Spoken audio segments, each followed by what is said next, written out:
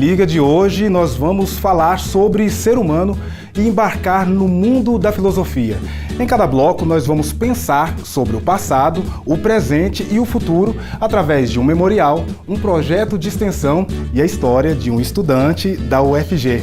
Se você está a fim de pensar e indagar sobre aspectos do seu dia a dia e ficar mais por dentro de uma parte da filosofia, não perca o programa que está começando agora. E o nosso ponto de partida será o CPEA, Centro de Pesquisa e Extensão do Adolescente. O órgão oferece apoio aos jovens, além de promover a educação e a formação cultural deles.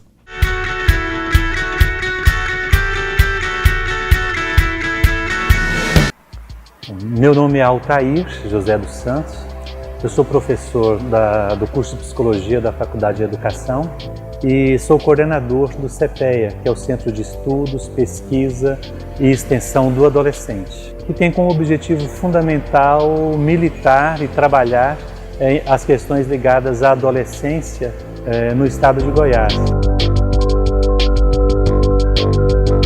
Ele opera, por um lado, oferecendo atendimentos diretos aos adolescentes, por exemplo, atendimento clínico, psicoterapêutico e outros tipos de atendimento ao adolescente. E, por outro lado, ele opera diretamente nas políticas públicas ligadas às questões do adolescente. A comunidade interna do UFG pode participar do CPEA pelo menos de dois modos. O primeiro deles, sendo servidor ou professor na UFG, pode oferecer algum curso de extensão, algum trabalho ligado diretamente às atividades do CPEA. Por outro lado, a gente tem aqui dentro estagiários, alunos da UFG em momento de estágio, que desenvolvem o seu estágio aqui, e alunos que trabalham com iniciação científica ou com projetos de extensão que também desenvolvem seus estudos e trabalhos aqui. A comunidade externa pode participar do CPEA principalmente através dos serviços oferecidos pelo CPEA. Então, periodicamente, nós abrimos inscrições com vagas para os atendimentos. A comunidade externa, nesse período, visita o CPEA, faz a sua inscrição e essas pessoas são convidadas para virem iniciar os atendimentos. O CPEA é o braço da UFG trabalhando com as questões relativas à adolescência. Por exemplo, a gente pode pensar na situação do adolescente em conflito com a lei. Também podemos pensar o caso de suicídios na adolescência, de situações de depressão, né, de automutilação, enfim. E o CPEA é essa presença da UFG trabalhando com esses fenômenos.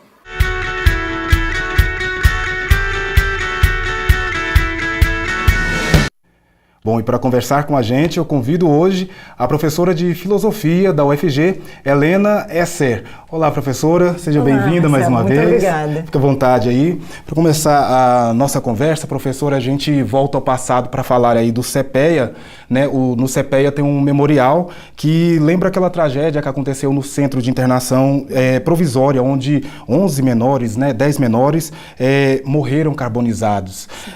Professora, esse memorial ele clama por justiça, mas o que é justiça de fato, né? Essa noção de justiça, ela muda com o tempo? Pois é, Marcelo, a noção de justiça é uma noção bastante difícil de ser dita em poucas palavras, né? Exatamente porque ela muda muito com o tempo, com as circunstâncias. É claro, a gente pode sempre imaginar uma justiça divina, eterna, imutável, mas a justiça da qual nós falamos é a justiça que se realiza entre os homens, entre as pessoas, né? E exatamente por isso ela é mutável, né? Ela se adequa a diferentes circunstâncias. Nesse sentido, tem algumas definições.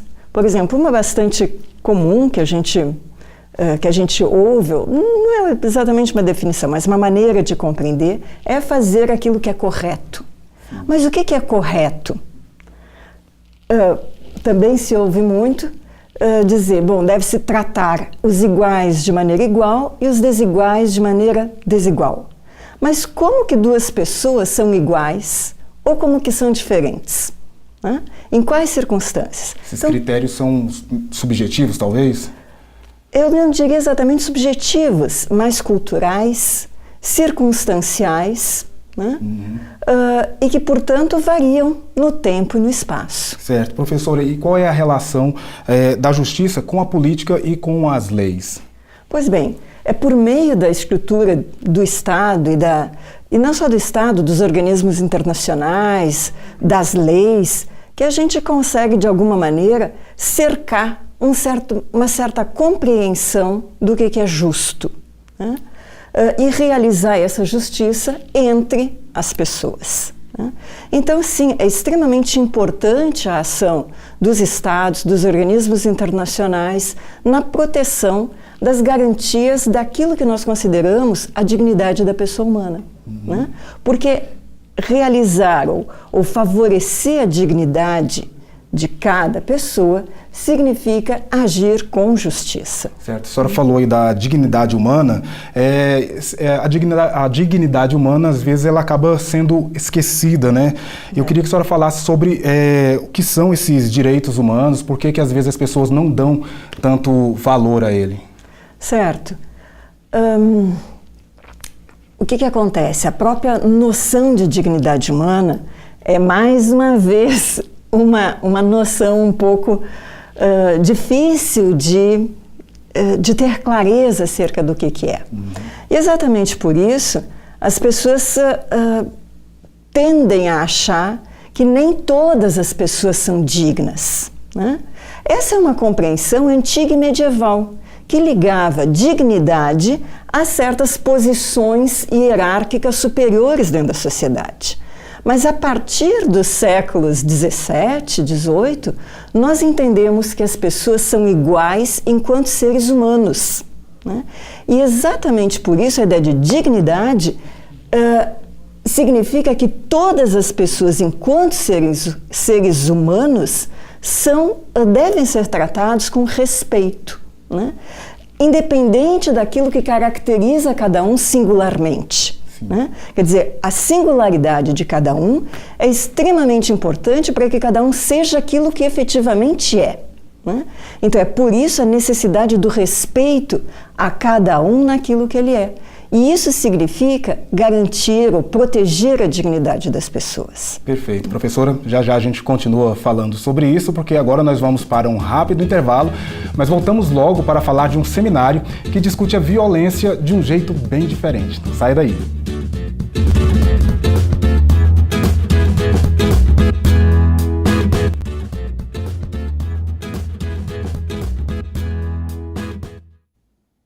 Se Liga na UFG está de volta e agora vamos direto conhecer o Seminário de Educação contra a Violência, que debate sob diferentes perspectivas o alto índice de violência que assola nossa sociedade nos dias de hoje.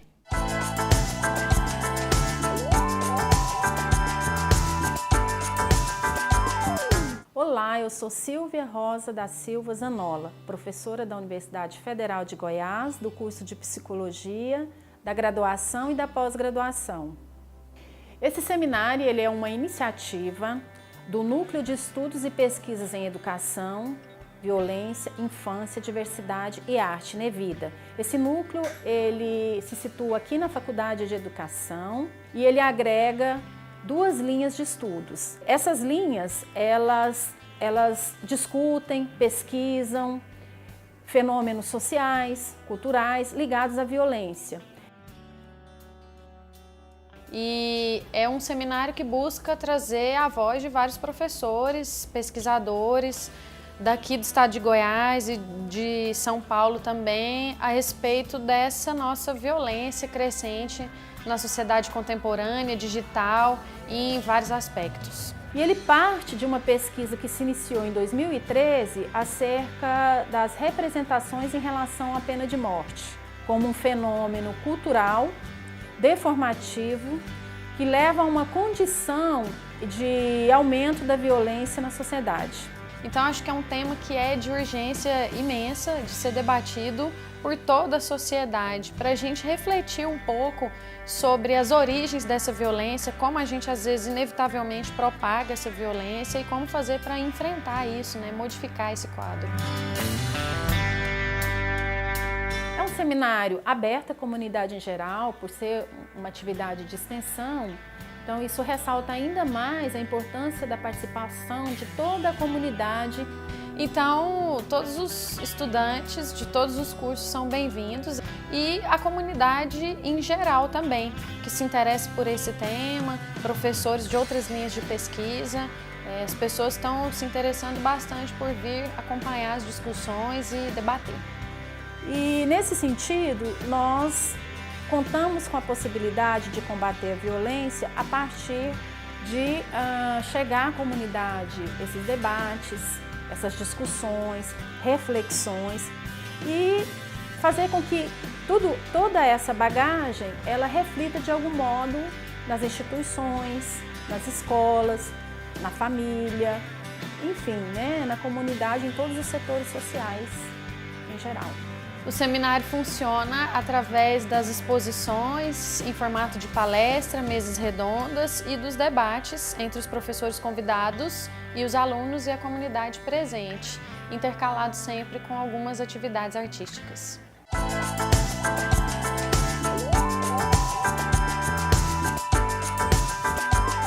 Bom, professora, o seminário contra a violência, ele nos faz questionar sobre a violência nos dias de hoje, né? No mundo que é conectado pelas redes sociais e acaba ficando muito polarizado. Esse mundo conectado, professora, faz com que a nossa sociedade seja mais violenta hoje do que antigamente? Não sei, não creio que isso seja exato. As sociedades no passado também foram muito violentas. Nós temos uma porção de notícias, né, por meio de pesquisas, de museus, da violência horrorosa que havia no passado, né? No Brasil mesmo não podemos esquecer da colonização, da escravidão, né, que marcaram a violência contra os indígenas, contra os africanos que foram trazidos para cá à força, e mesmo as relações com as mulheres e com... não importa. Então, o que me parece é que hoje nós temos, exatamente por causa dessas redes que nos conectam, muito mais conhecimento da violência existente. E, inclusive, da violência que não é do Estado, mas da violência que é praticada entre os indivíduos, entre as pessoas. E isso sempre nos choca. Sim. A senhora fala aí da colonização e outros exemplos que trazem aquela violência física, mas pensando nesse mundo digital conectado, a violência que ataca, às vezes, a dignidade da pessoa através de frase, foto, também pode ser considerado algo extremamente grave. Claro, a violência, a gente tem que pensar o que é a violência. Violência é qualquer forma, seja violência física ou psicológica, né, de diminuir o outro, de torná-lo indigno, de dizer que ele, na sua singularidade, é desprezível. Isso é violência, né? E isso pode ser praticado fisicamente ou não. Em algum momento a violência é justificada? Do meu ponto de vista, de maneira nenhuma, né? Porque nenhuma atitude que viole o outro, que tire, que negue a dignidade do outro, pode ser justificada. A gente também, professora, fala aí da violência pensando como algo que é inerente ao ser humano. Essa violência que parte, né, às vezes, como a senhora falou, dos indivíduos que compõem essa sociedade, ela vem dessa vontade que as pessoas têm de assumir o poder, de ter poder? Eu acho que, com muita frequência, a gente confunde violência com agressividade, né? Eu fico pensando, assim, na pessoa humana tal como um animal, né? E a gente pode ver que muitas vezes os animais que são dóceis, né, que convivem com a gente, né, animais domésticos, se colocam numa posição agressiva, seja para defender a si mesmos, seja para defender as pessoas com as quais convivem. Isso é agressão, né? Qual é a diferença nesse sentido com a violência? É que a violência, ela diz respeito muito mais àquilo que eu falava antes, à humilhação do outro, a negação da dignidade do outro.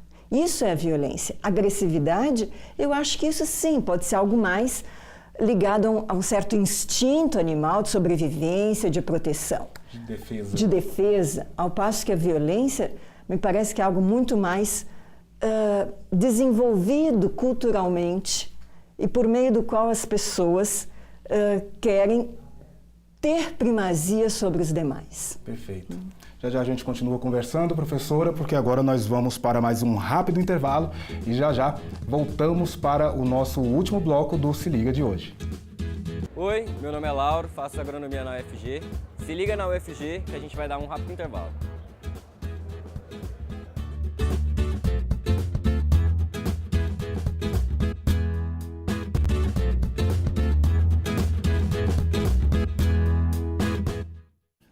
Estamos de volta para o nosso último bloco e agora vamos pensar um pouco no futuro com a professora Helena Esser.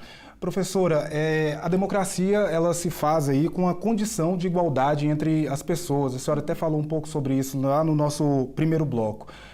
A gente pode pensar no futuro de um país que exista democracia, mas onde as pessoas são tratadas, são vistas de maneira diferente? De jeito nenhum. Democracia implica duas ideias fundamentais. Por um lado, igualdade, por outro lado, liberdade. São duas ideias que, ainda que a gente possa tratar delas como duas, elas são necessariamente interconectadas, né? No mundo contemporâneo, pelo menos, né? Quer dizer, para que nós possamos ser livres, todos nós temos que ser livres, o que significa que todos nós temos que nos considerar iguais enquanto pessoas dignas e, portanto, enquanto cidadãos, né? Não há como separar. Democracia não vai acontecer quando alguns, um pequeno grupo, disser, não, nós vamos dirigir o país. Que isso? Então, bota todos os demais de fora. A democracia, ainda que possa ser considerado o governo do maior número, é um governo que não pode excluir da consideração todas as posições, mesmo as minoritárias, né? Certo. Professora, a gente acabou de sair de um processo eleitoral onde as redes sociais tiveram um peso, né, bastante significativo. E parece que cada vez que o mundo, a sociedade está mais conectada, a gente acaba ficando mais distante, né, mais individualista. Isso é natural? A senhora consegue fazer um panorama de futuro pensando nisso? O panorama é terrível, né? E justamente tem um autor do século XIX ainda que ele começa já a observar o individualismo nascente nas sociedades democráticas no século XIX, Alexis de Tocqueville. E ele denuncia, ele diz, ora, o individualismo, o que é o individualismo? É o fechamento de cada um na sua esfera privada, a negação do compromisso do cidadão com o bem público, com a coletividade. Ele diz, quando isso acontece, se destrói a possibilidade de democracia, porque se destrói o vínculo entre as pessoas, o compromisso público com a comunidade. Cada um busca tão somente seu próprio interesse. Pronto, acabou. Não há mais Estado e muito menos democracia. Numa sociedade individualista não existe democracia. Não tem como. Assim, é claro que a democracia, ela... e essa ideia desde de Platão, né? Assim, todas as formas de governo se corrompem, né? É um processo de degeneração, né? Quer dizer, também porque não existe o ideal. O ideal não tem existência, né? É simplesmente talvez um modelo normativo, na melhor das hipóteses. Certo. Então, entre aquilo que a gente pode considerar como democrático e aquilo que se efetiva, bom, às vezes a gente pode efetivar situações de violação que surgem de dentro das próprias democracias. Perfeito. Bom, professora, nosso tempo se encerra. Eu agradeço bastante, mais uma vez, a sua participação aqui no Muito obrigada pelo convite, Eu que Marcelo. agradeço. Até uma próxima, professora. Até mais. Obrigada. Bom, ainda falando e pensando no futuro e sonhos, que nós trazemos o personagem do Vida no Campus de hoje. Ele é jovem e está cheio de vontade e muito vigor para tocar vários projetos na área de relações internacionais. Com vocês, o estudante da UFG, Luiz Felipe.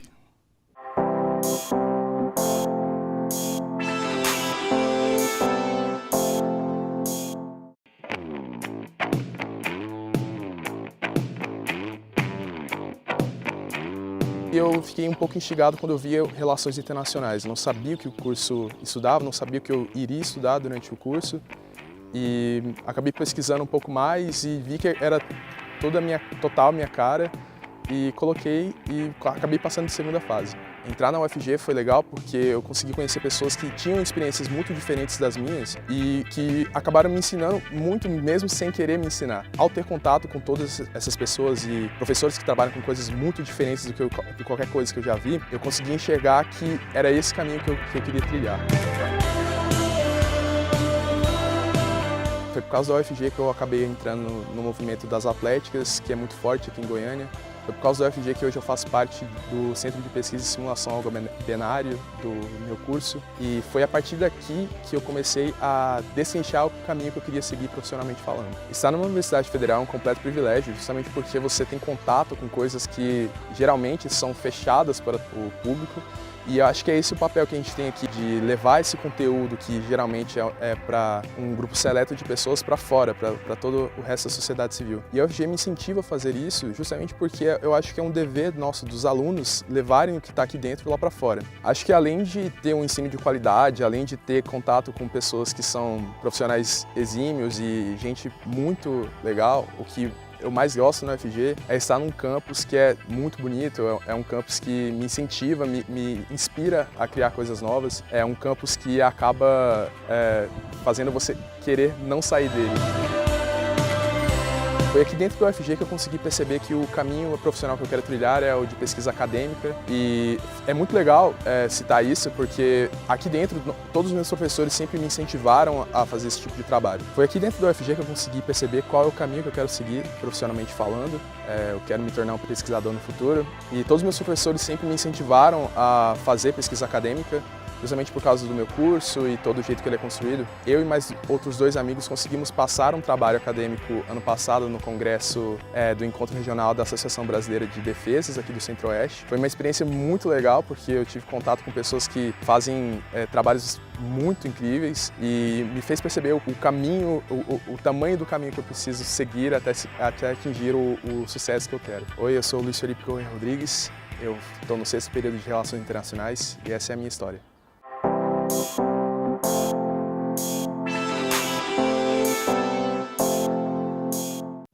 E o Se Liga na UFG de hoje vai ficando por aqui, mas continue nos acompanhando pela TV, pela internet e pelas mídias sociais. Além disso, você pode deixar os seus recados, críticas e sugestões pra gente. Não deixe de participar, hein? Até a próxima. Tchau!